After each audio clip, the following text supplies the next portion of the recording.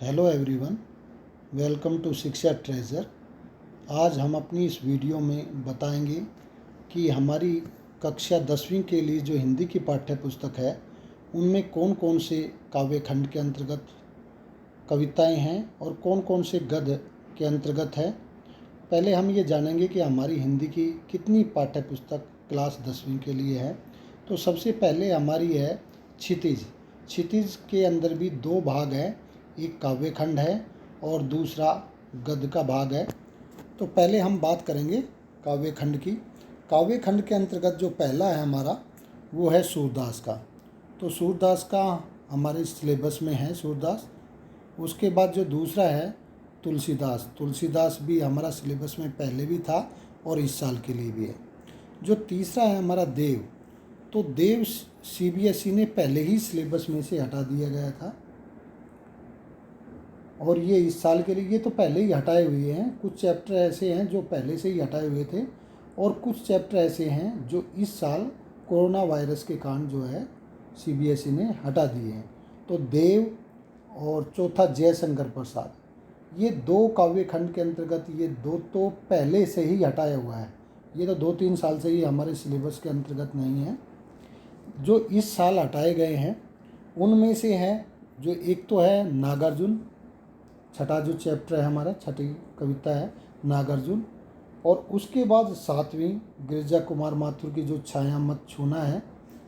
और उसके बाद 9वां जो है मंगलेश डबराल संगतकार।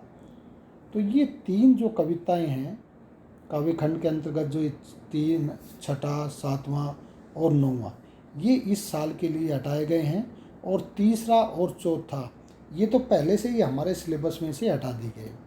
तो अगर हम जानें तो इस साल हमारे जो काव्य खंड के अंतर्गत है वो पहला सूरदास, दूसरा तुलसीदास, 5वां सूर्यकांत त्रिपाठी निराला और 8वां ऋतुराज।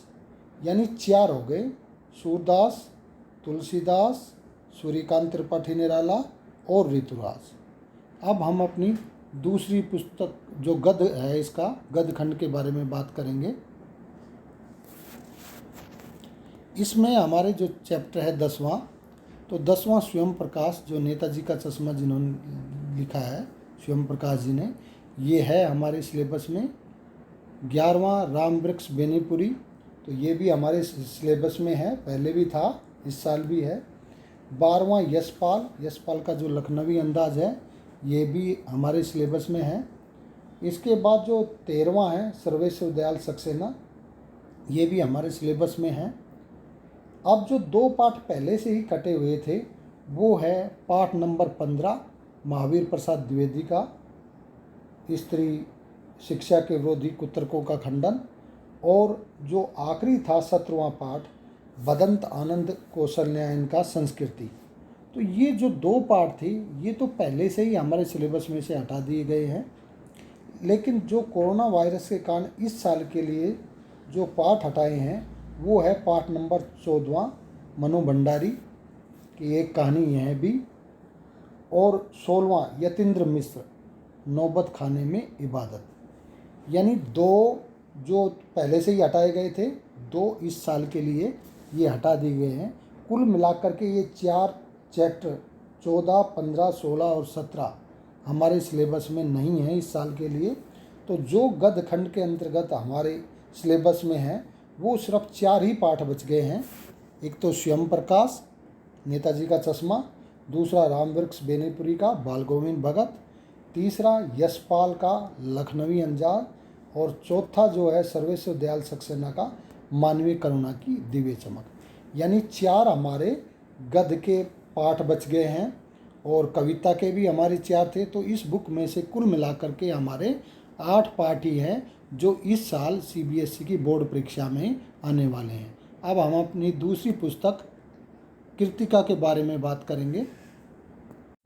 अब हमारी जो कृतिका की पुस्तक है उसमें 5 पाठ है कुल मिलाकर के। पहला है माता का अंचल, दूसरा जोज पंचम की नाक, तीसरा साना साना हाथ जोड़ी, चौथा एही ठैया झूलनी हैरानी हो रामा और 5वां है मैं क्यों लिखता हूँ।